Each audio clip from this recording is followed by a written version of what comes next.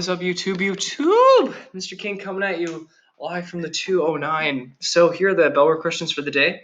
Please answer them in your bell work for Thursday.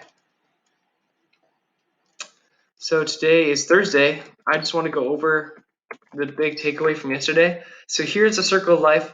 It is a line kinson, but it's also a term in biology for how matter cycles through animals.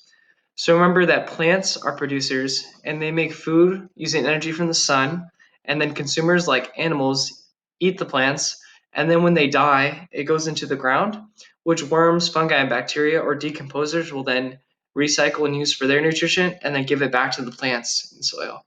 So that is the cycle.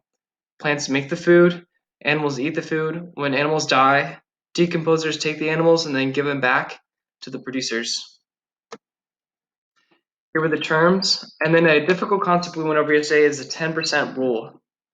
So what the 10% rule is basically saying is that you need to have 10 times more producers than primary consumers, 10 times more primary consumers than secondary, to keep everything balanced. Because the food pyramid, it's a pyramid because you need a strong base to have a lot more available for the animals to stay alive.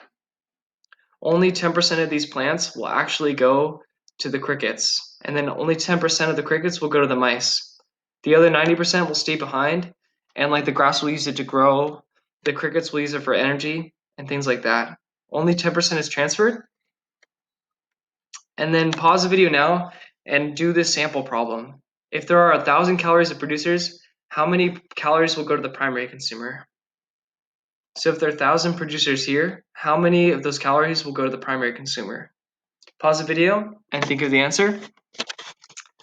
The answer is 100. So how you do it, to find out what 10% is, on my calculator, you can either divide by 10 or multiply by 0.1. So 1,000 times 0.1, 100.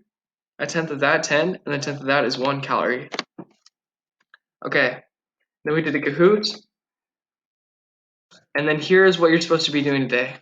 You're supposed to do this worksheet on energy.